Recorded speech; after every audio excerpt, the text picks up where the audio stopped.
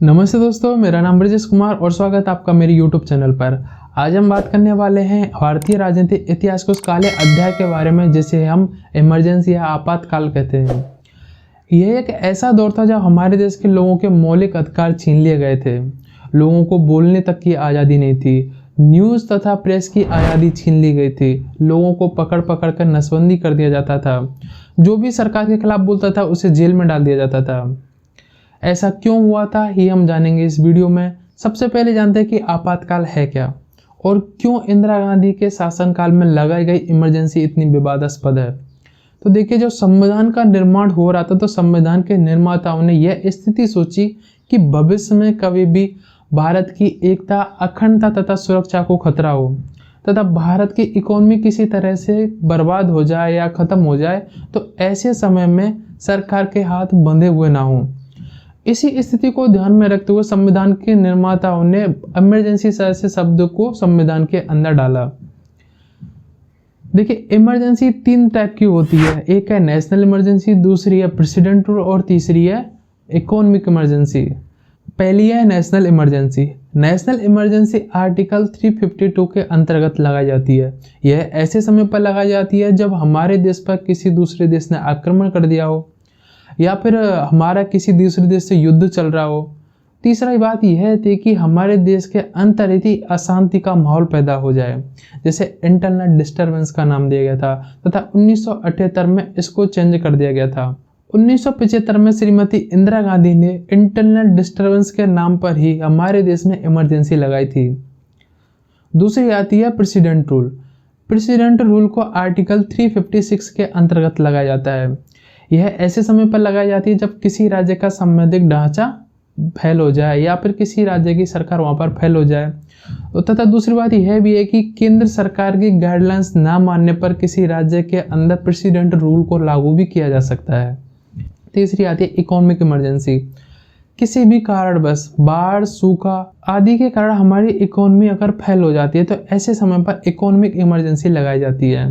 हमारे देश में नेशनल इमरजेंसी 3 बार लगाई गई है। पहली बार तब जब 1962 में इंडो चाइना वार हुआ था। इसके बाद में वो चलती रही 1965 जब इंडो पाकिस्तान वार हुआ। इसके बाद में 1968 तक चलती रही, क्योंकि 1965 और 62 के युद्ध के बाद में हमारे देश की जो इकोनॉमी थी वो चरमरा गई थी। दूसरी बार लगी 1971 में जब इंडो और पाकिस्तान का वार हुआ था और तीसरी बार लगी 1975 में जब इंदिरा गांधी ने इंटरनल डिस्टर्बेंस के कारण हमारे देश में इमरजेंसी लागू कर दी थी। अभी बात आती है कि नेशनल इमरजेंसी लागू कैसे होती है। तो इमरजेंसी को लागू राष्ट्रपति के द्वारा ही होती है, वो भी तब जब यूनियन कैबिनेट लिखित में राष्ट्रपति को दे। परंतु 1978 से पहले ऐसा नहीं था। 1978 से पहले प्रधानमंत्री वर्बली बोलकर ही राष्ट्रपति से इमरजेंसी लागू करवा सकते थे। इसके 2 महीने बाद में सदन से अप्रूवल लेना पड़ता था। यह चेंज आया 1978 में 44 कॉन्स्टिट्यूशनल अमेंडमेंट के बाद में। अभी बात यह आती है कि एक बार अगर इमरजेंसी लागू हो जाती है तो इससे फ़र्क क्या पड़ता है। तो इससे यह फ़र्क पड़ता है कि जो सेंट्रल गवर्नमेंट होती है वो सुप्रीम पावर में आ जाती है। जो भी कोई राज्य की सरकार अगर कोई कानून बनाती है, अगर वो केंद्र सरकार को पसंद नहीं आता है तो केंद्र सरकार अपना नया कानून बनाती है तथा इसके बाद में वह कानून पूरे देश में लागू हो जाता है और वो राज्य सरकार को मानना ही पड़ता है। अभी दूसरी चीज़ ये होती है कि जो मौलिक अधिकार होते हैं वो खत्म हो जाते हैं तथा किसी को बोलने की इतनी आज़ादी नहीं रहती। केंद्र सरकार का जो पसंद आता है वो अपने हिसाब से करती है। हमारे देश में अभी तक 3 बार नेशनल इमरजेंसी लगाई जा चुकी है। पहली लगी थी 1961, दूसरी लगी थी 1971 और तीसरी लगी थी 1975 में इंदिरा गांधी के शासनकाल में।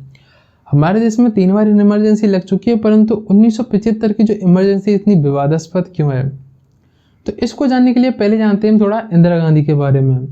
इंदिरा गांधी जो थी वो हमारे प्रथम प्रधानमंत्री जवाहरलाल नेहरू की बेटी थी, तो इस चीज़ का उनको फायदा भी मिला था। वो प्रधानमंत्री को असिस्ट किया करती थी, उनकी यात्रा पर उनके साथ में जाया करती थी।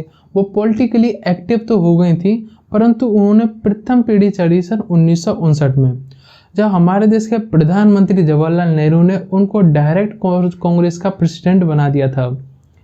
इस बात का उनके पार्टी के अंदर विरोध भी हुआ था, क्योंकि इंदिरा गांधी को उस समय तक ना तो किसी इलेक्शन का कोई अनुभव था, ना ही कोई उन्होंने ऐसा बड़ा पार्टी के लिए कोई काम किया था। तो पार्टी के अंदर ही जवाहरलाल नेहरू पर भाई भतीजेवाद तथा नेपोटिज्म जैसे आरोप लगे थे। 1964 में जवाहरलाल नेहरू का निधन हो जाता है। इंदिरा गांधी राज्यसभा सांसद बन जाती हैं। इसके बाद में प्रधानमंत्री बनते हैं लाल बहादुर शास्त्री। लाल बहादुर शास्त्री के मंत्रिमंडल में इंदिरा गांधी को जगह दी जाती है। इंदिरा गांधी को सूचना एवं प्रसारण मंत्रालय का पद दिया जाता है। 1965 में भारत और पाकिस्तान के मध्य में युद्ध स्टार्ट हो जाता है।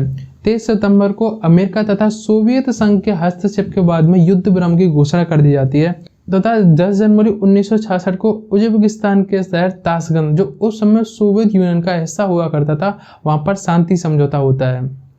शांति समझौते में भारत की तरफ से जाते हैं लाल बहादुर शास्त्री तथा पाकिस्तान की तरफ से आते हैं पाकिस्तान के राष्ट्रपति अयूब खान। शांति समझौते पर हस्ताक्षर के बाद में लाल बहादुर शास्त्री की रहस्यमय तरीके से मृत्यु हो जाती है। डॉक्टरों का मानना था कि यह मृत्यु उनकी हार्ट अटैक की वजह से हुई है, परंतु कुछ लोगों का मानना था कि उनकी हत्या हुई है। परंतु इसके पीछे की क्या वजह थी, ये किसी को अभी तक पता नहीं चला है। खैर, यह एक अलग मुद्दा है। लाल बहादुर शास्त्री की मृत्यु के बाद में कांग्रेस के अंदर भूचाल आ जाता है। कांग्रेस के जो भी सीनियर लीडर होते हैं वो अपने आप को प्रधानमंत्री देखना चाहते थे। कांग्रेस के सीनियर लीडरों में के कामराज, अतुल्य घोष, संजीव रेड्डी आदि थे। और ये लोगों का एक अपना ही ग्रुप था जिसे सिंडिकेट कहते थे। सिंडिकेट ग्रुप की कांग्रेस के अंदर तूती बोलती थी, क्योंकि ज़्यादातर जो MP MLA थे वो इनके अंडर में ही थे। 1964 में जवाहरलाल नेहरू की मृत्यु के बाद में जब 1965 में लाल बहादुर शास्त्री को प्रधानमंत्री बनाया था, तो इनकी भूमिका सबसे ज़्यादा थी। अभी यह था कि जो मोरारजी देसाई थे वो PM कैंडिडेट के सबसे स्ट्रॉन्गेस्ट कैंडिडेट थे। परंतु प्रॉब्लम यह थी कि अगर PM मोरारजी देसाई बनते हैं तो सिंडिकेट की कांग्रेस के अंदर जो तूती बोलती है वो उनका प्रभाव थोड़ा कम हो जाएगा। तो जो सिंडिकेट ग्रुप था वो नहीं चाहता था कि मोरारजी देसाई PM बने। तो इसके लिए उन्होंने एक प्लान सोचा कि क्यों ना इंदिरा गांधी को प्रधानमंत्री बनाया जाए, क्योंकि उस समय इंदिरा गांधी जो थी वो बहुत कम बोला करती थी। दूसरी बात यह भी थी कि इंदिरा गांधी एक बार कांग्रेस की प्रेसिडेंट भी रह चुकी थी तथा जवाहरलाल नेहरू की बेटी भी थी। इंदिरा गांधी को प्रधानमंत्री बना दिया जाता है, परंतु मोरारजी देसाई भी एक कद्दावर नेता थे। इस वजह से उनको भी होम मिनिस्टर बना दिया जाता है तथा बाद में उसको वित्त मंत्रालय भी दिया जाता है। 1967 के लोकसभा चुनाव में कांग्रेस की जीत तो हो जाती है। कांग्रेस बहुमत का आंकड़ा तो पार कर लेती है, परंतु यह जीत अन्य जीतों के मुकाबले थोड़ी फीकी थी, क्योंकि कांग्रेस की सीटें इसमें घट गई थी। इस सब का ठीकरा पड़ता है सिंडिकेट ग्रुप पर, क्योंकि सिंडिकेट ग्रुप ही सीटें बांटता था। प्रधानमंत्री इंदिरा गांधी बनती है तथा वित्त मंत्री मोरारजी देसाई को बना दिया जाता है। धीरे धीरे कांग्रेस के अंदर इंदिरा गांधी की जो पकड़ थी वो मजबूत होती जाती है तथा अन्य नेताओं के मुकाबले में इंदिरा गांधी का कद भी थोड़ा बढ़ जाता है। 19 जुलाई 1969 के दिन में इंदिरा गांधी एक डिसीजन लेती हैं। इसमें वह 14 बैंकों का राष्ट्रीयकरण कर देती हैं, क्योंकि यह डिसीजन इंदिरा गांधी खुद का डिसीजन होता है जिसमें वित्त मंत्री से भी सलाह नहीं ली जाती है। मोरारजी देसाई जो थे वो बैंकों के राष्ट्रीयकरण के खिलाफ भी थे। उनका यह आरोप होता है कि बैंकों के राष्ट्रीयकरण करने से पहले उन्होंने कोई सलाह नहीं ली है, यह उन्होंने खुद ही अपना डिसीजन ले लिया है। दोनों का झगड़ा होता है वो बढ़ जाता है तथा इंदिरा गांधी मोरारजी देसाई को वित्त मंत्री के पद से हटा देती है। इंदिरा गांधी का जो प्रभाव था वो धीरे धीरे बढ़ ही चुका था। तो जो सिंडिकेट ग्रुप था उनको यह डर था कि जो आज मोरारजी देसाई के साथ हुआ, हो सकता है भविष्य में ये हमारे साथ भी हो जाए। कांग्रेस पार्टी के अंदर मतभेद बढ़ने लगे थे। कांग्रेस पार्टी दो भागों में बढ़ चुकी थी। एक ग्रुप में सिंडिकेट ग्रुप था तथा दूसरा वाला ग्रुप था जो इंदिरा गांधी वाला ग्रुप था। मोरारजी देसाई को वित्त मंत्री के पद से हटाने के बाद में सिंडिकेट ग्रुप का यह आरोप था कि यह पार्टी की मर्यादाओं के खिलाफ है तथा उस समय के तत्कालीन कांग्रेस अध्यक्ष निजरंगप्पा ने इंदिरा गांधी को कांग्रेस की सदस्यता से निकाल दिया था। यह इंदिरा गांधी के लिए बड़ी बेइज्जती थी, क्योंकि किसी प्रधानमंत्री को उसी की पार्टी से निकाल दिया था। निकलने के बाद में इंदिरा गांधी ने खुद की अपनी पार्टी बना ली, कांग्रेस आर, जिसे रिक्वेजनिस्ट कहते हैं। अभी जो कांग्रेस पार्टी है वह कांग्रेस आर ही है तथा जो कांग्रेस का ओल्ड ग्रुप था सिंडिकेट, उन्होंने अपनी पार्टी को कांग्रेस ओ नाम दे दिया, यानी कि ऑर्गेनाइजेशन। मोरारजी देसाई ने कांग्रेस ओ पार्टी को ज्वाइन कर लिया था। अभी समय था 1971 के चुनाव का। 1971 के चुनाव में इंदिरा गांधी की लहर चलती है। इंदिरा गांधी ने नारा दिया था गरीबी हटाओ तथा जो कांग्रेस ओ पार्टी थी उन्होंने नारा दिया कि इंदिरा गांधी हटाओ। कांग्रेस आर पार्टी जो इंदिरा गांधी वाली पार्टी थी उसकी बहुत बड़ी जीत होती है। इस चुनाव में इसको 352 सीटें मिलती हैं तथा जो कांग्रेस ओ पार्टी थी इसमें उसका वजूद ही खत्म हो जाता है। 3 दिसंबर 1971 से भारत और पाकिस्तान के मध्य में युद्ध स्टार्ट हो जाता है, जिसमें पाकिस्तान की बुरी तरह पराजित होता है तथा इसमें पूर्वी पाकिस्तान को तोड़कर बांग्लादेश नाम का एक नया राष्ट्र बना दिया जाता है। इसमें जो इंदिरा गांधी की छवि थी जो गूंगी गुड़िया से बदलकर आयरन लेडी के रूप में प्रतिष्ठित हो गई थी। अभी इंदिरा गांधी अपने राजनीति के चरम पर पहुंच गई थी। अभी दौर स्टार्ट होता है 1973 का। 1973 से इंदिरा गांधी का बुरा दौर स्टार्ट हो जाता है। पूरे वर्ल्ड में 1973 में ऑयल क्राइसिस हुई थी, जिसमें ऑयल के जो दाम थे वो बढ़ गए थे। ऑयल के दाम बढ़ने से वजह से पूरे देश में महंगाई बढ़ जाती है। इस दौर में महंगाई 20 से 30% बढ़ जाती है। महंगाई बढ़ने की वजह से चारों तरफ अफरा तफरी भी होने लगती है तथा दूसरी समस्या ऐसी बांग्लादेशी रिफ्यूजियों की। बांग्लादेश से 1 करोड़ रिफ्यूजी भारत में आकर शरण ले लेते हैं।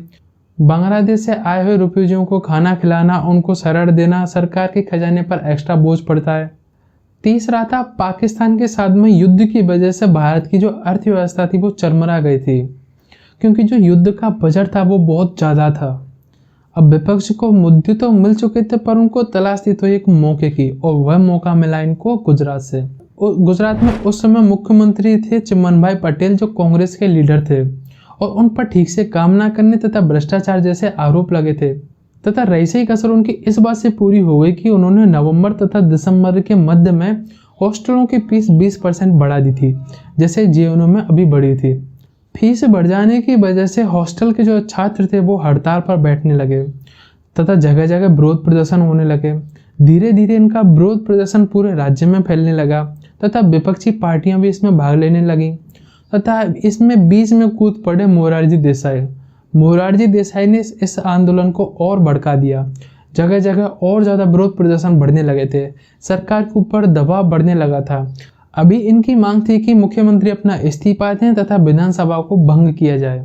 यह आंदोलन दिसंबर 1973 से स्टार्ट हुआ था तथा मार्च 1974 आते आते यह आंदोलन बहुत विशाल हो गया था। मोरारजी देसाई भूख हड़ताल पर बैठ गए तथा मुख्यमंत्री के इस्तीफे की मांग करने लगे। इंदिरा गांधी पर दबाव बहुत ज़्यादा बढ़ गया था। भूख हड़ताल के 3-4 दिन बाद ही मुख्यमंत्री का इस्तीफा भी हो जाता है, परंतु अब मोरारजी देसाई की यह मांग थी कि अब विधानसभा को भंग किया जाए। जैसे जैसे प्रेशर बढ़ता गया तो इंदिरा गांधी ने विधानसभा को भंग भी कर दिया। दूसरी ओर बिहार के कॉलेजों में छात्रों का विरोध प्रदर्शन चालू हो गया था। वजह सेम ही थी कि कॉलेज की पढ़ी हुई फीस वापस ली जाए, खाने की गुणवत्ता बढ़ाई जाए, आदि आदि। इसके लिए बिहार के विश्वविद्यालयों के सभी छात्र नेताओं ने एक समिति का निर्माण किया, जिसे बिहार छात्र सेवा समिति का नाम दिया गया, और इसके अध्यक्ष लालू यादव को चुना गया, जो बाद में बिहार के सीएम भी बने। और इसी मंच पर इनके साथ सुशील कुमार मोदी, रामविलास पासवान, नीतीश कुमार आदि इनके साथी थे। इन्होंने सरकार पर ठीक से काम न करने तथा भ्रष्टाचार के आरोप लगाए।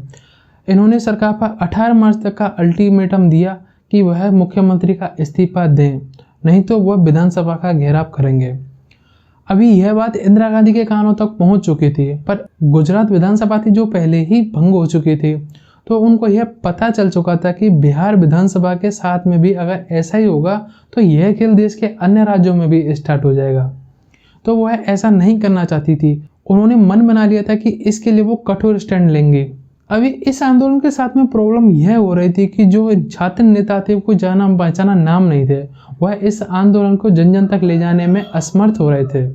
उनको ज़रूरत थी तो एक बड़ी साख वाले नेता की थी, तो इसके लिए वो जेपी के पास में जाते हैं, जयप्रकाश नारायण। जयप्रकाश नारायण भारतीय स्वतंत्रता आंदोलन में अपनी भूमिका अदा कर चुके थे। वह गांधी जी के साथ में काम कर चुके थे तथा भारतीय स्वतंत्रता के बाद में उन्होंने एक तरह से राजनीति से संन्यास ले लिया था, परंतु बढ़ते हुए भ्रष्टाचार तथा ऐसी जो आंदोलन होने लगे थे इसकी वजह से उन्होंने राजनीति में एक्टिव होने की सोची। जेपी नेहरू के बहुत करीबी रहे थे तथा इंदिरा गांधी से भी उनकी अच्छी खासी पहचान थी। जेपी जब गुजरात के अंदर आंदोलन चल रहा था तो वहां भी एक दिन के लिए गए थे। जब बिहार के छात्र नेता जेपी के पास में सपोर्ट मांगने के लिए पहुंचे तो जयप्रकाश नारायण ने बिहार के छात्र नेताओं के सामने 2 शर्त रखी। पहली शर्त यह थी कि यह आंदोलन बिहार तक सीमित न देश के कोने कोने तक पहुंचना चाहिए तथा दूसरी शर्त यह थी कि यह आंदोलन सिर्फ मुख्यमंत्री के इस्तीफे को ना लेकर पूरी सरकार को बदलने का होना चाहिए। जो बिहार के छात्र नेता थे वो शर्त को मान गए क्योंकि उनको इससे आपत्ति भी नहीं थी। जेपी ने इस आंदोलन को ज्वाइन कर लिया तथा इस आंदोलन का नाम रखा टोटल रिवॉल्यूशन यानी कि संपूर्ण क्रांति। जेपी के इस आंदोलन में जुड़ने की वजह से आंदोलन तक जन जन तक फैलने लगा था तथा इंदिरा गांधी सरकार पर प्रेशर बढ़ने लगा था। इंदिरा गांधी जेपी को पहले से ही जानती थी तो जेपी से मिलने के लिए पहुंची। इंदिरा गांधी ने जेपी से बोला, अगर आप चाहते हो कि बिहार की सरकार भ्रष्ट है तो उसको बर्खास्त होनी चाहिए तो हम उसको बर्खास्त कर देंगे, परंतु शर्त यह है कि यह आंदोलन बिहार तक ही रहना चाहिए। ऐसा नहीं है कि आप इसको अलग अलग राज्यों तक लेकर जाओ। परंतु जेपी इसके लिए तैयार नहीं हुए। वो उनका कहना था कि मैं इस आंदोलन को देश के कोने कोने तक लेकर जाऊंगा। जेपी आंदोलन चल ही रहा था कि दूसरी साइड में रेलवे की हड़ताल भी चालू हो जाती है। रेलवे में एक फेडरेशन थी जिसका नाम था all India railway man federation, जिसके अध्यक्ष थे जॉर्ज फर्नांडिस। जॉर्ज फर्नांडिस एक सोशलिस्ट थे तथा वह कांग्रेस ओ पार्टी के सदस्य भी रह चुके थे तथा इंदिरा गांधी के विपक्षी भी थे। इनका कहना था कि रेलवे में कर्मचारियों की सैलरी बढ़नी चाहिए तथा उनको बाकी की सुविधाएं मिलनी भी चाहिए। यह हड़ताल बहुत बड़ी हड़ताल थी क्योंकि इसमें रेलवे के 70 से 80% कर्मचारियों ने हिस्सा लिया था। 23 मई को बिना किसी नतीजे के यह हड़ताल वापस ले ली जाती है, परंतु इंदिरा गांधी को यह समझ में आ चुका था कि विपक्षी उन्हें हटाने के लिए भरसक कोशिश कर रहे थे। इन सब आंदोलन के बीच में सबसे बड़ा टर्निंग पॉइंट था वो था राजनारायण केस। 1971 के चुनाव में इंदिरा गांधी को बहुत बड़ी विजय मिली थी। वह जिस सीट से चुनाव लड़ा था उस सीट का नाम था रायबरेली। उसी सीट से उनके विपक्षी थे, उनका नाम था राजनारायण। राजनारायण ने इंदिरा गांधी के ऊपर चुनाव को गलत तरीके से लड़ने तथा जीतने के आरोप लगाए थे तथा इसके लिए इन्होंने इंदिरा गांधी के ऊपर केस कर दिया। इनका केस इलाहाबाद हाई कोर्ट में चला था। इलाहाबाद हाई कोर्ट के जो जज थे उनका नाम था जगमोहन लाल सिन्हा। जगमोहन लाल सिन्हा एक अच्छी छवि वाले जज थे और जो राजनारायण की साइड से जो केस लड़े थे उस वकील का नाम था शांति भूषण। जज साहब को लगा कि दोनों पक्षों की मौजूदगी कोर्ट में जरूरी है तो इन्होंने इसके लिए इंदिरा गांधी को कोर्ट में पेश होने के लिए बोला। यह पहली बार हुआ था जब किसी प्रधान मिनिस्टर को कोर्ट में पेशी के लिए बुलाया गया था। प्रधानमंत्री पद की प्रतिष्ठा को ध्यान में रखते हुए इंदिरा गांधी के लिए जज के बगल में ही एक चेयर का इंतजाम किया गया था। उनकी ऊंचाई थोड़ी जज से थोड़ी नीचे रखी गई थी। 12 जून सन 1975 का दिन इंदिरा गांधी के लिए काला दिन साबित हुआ। यह वह दिन था जब इलाहाबाद हाई कोर्ट में राजनारायण केस का फैसला आने वाला था। इंदिरा गांधी पर 14 आरोप लगाए गए थे जिनमें से 12 आरोप तो निरस्त कर दिए गए थे, परंतु 2 आरोप इंदिरा गांधी पर साबित हुए थे। उन 2 आरोपों में यह था कि इंदिरा गांधी ने सरकारी कर्मचारियों का इस्तेमाल किया है जिसमें मंच बनाना तथा भीड़ जुटाना शामिल थे। 123(7) के तहत इंदिरा गांधी पर आरोप साबित हो जाते हैं तथा हाईकोर्ट अपना फैसला यह सुनाता है कि इंदिरा गांधी की लोकसभा सदस्यता रद्द की जाती है तथा अगले 6 साल तक वह कोई भी चुनाव नहीं लड़ सकती। अभी जो विपक्षी नेता थे जिसमें लाल कृष्ण आडवाणी, मोरारजी देसाई, जेपी आदि लोग एक्टिव हो जाते हैं तथा इस्तीफे की मांग करने लगते हैं। इंदिरा गांधी सुप्रीम कोर्ट में अपील याचिका दायर कर देती हैं। उस समय सुप्रीम कोर्ट के जो जज होते हैं वो थे VR कृष्ण अय्यर। 24 जून सन 1975 के दिन VR कृष्ण अय्यर अपना फैसला सुनाते हैं और इस फैसले में यह था कि जो इंदिरा गांधी हैं वह प्रधानमंत्री पद पर तो रह सकती हैं परंतु वह लोकसभा की वोटिंग तथा कार्यवाही में भाग नहीं ले सकती। यह फैसला PM पद की प्रतिष्ठा के लिए एक काले साए जैसा था क्योंकि PM पद पर रहते हुए वह लोकसभा सदन की कार्यवाही में हिस्सा नहीं ले सकती थी। इसी दिन जेपी यह ऐलान कर देते हैं कि 25 जून को वह दिल्ली में बड़ी रैली का आयोजन करेंगे। 25 जून को दिल्ली में बड़ी रैली का आयोजन भी होता है जिसमें जेपी आम जनता, आर्मी, पुलिस आदि से सभी ये अपील करते हैं कि वह एक ऐसी सरकार के खिलाफ खड़े हो जाएं जो सरकार संवैधानिक तरीके से काम नहीं करती है तथा सरकार को यह अल्टीमेटम देते हैं कि 29 जून तक इंदिरा गांधी अपना इस्तीफा दें, नहीं तो वह भूख हड़ताल पर बैठ जाएंगे। इससे इंदिरा गांधी की टेंशन और बढ़ जाती है तथा वह सोचती हैं कि कैसे सरकार को बचाया जाए, क्या इस्तीफा दें या नहीं दें। तो उनके आवास पर बैठकों का दौर चालू हो जाता है। उस बैठक में उनके साथ में शामिल होते हैं पश्चिम बंगाल के मुख्यमंत्री सिद्धार्थ रॉयशंकर जो उनके अच्छे दोस्त भी होते हैं तथा एक अच्छे वकील भी थे।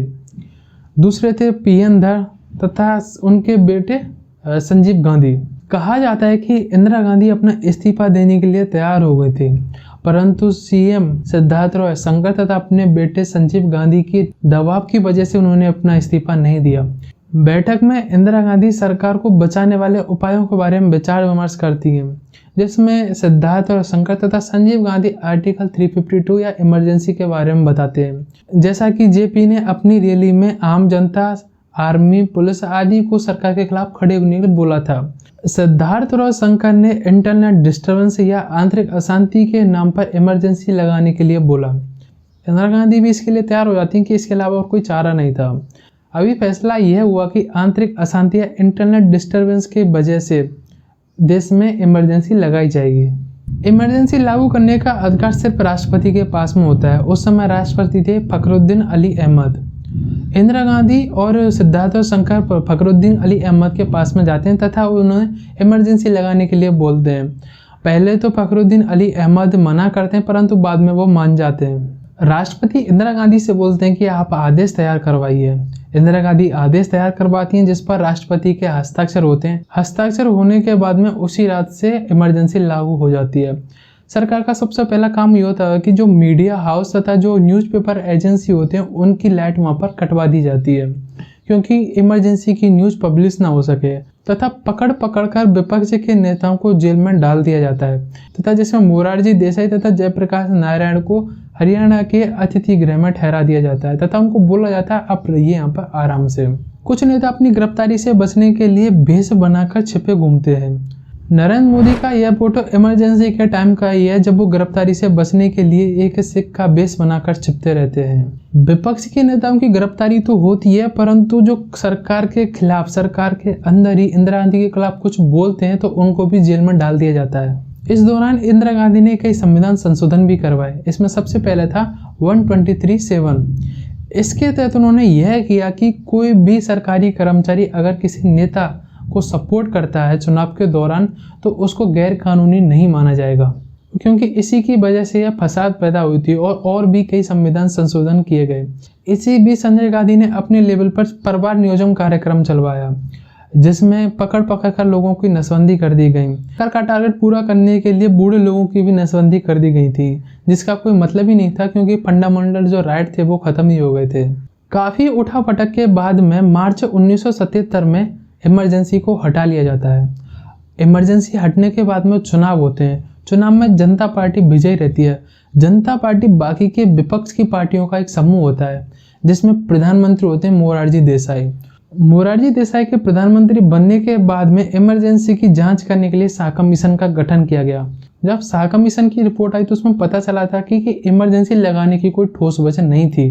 तो इससे साफ पता चलता था कि इंदिरा गांधी ने अपनी कुर्सी बचाने के लिए इमरजेंसी लगाई थी। जब तक सरकार उन नेताओं, अफसरों के खिलाफ कुछ ठोस कदम उठा पाती, तब तक जनता पार्टी की सरकार ही चली गई। आई होप ये वीडियो आपको पसंद आई होगी। वीडियो पसंद है तो लाइक करें, कमेंट करें, शेयर करें और चैनल को सब्सक्राइब करना ना भूलें। Thank you.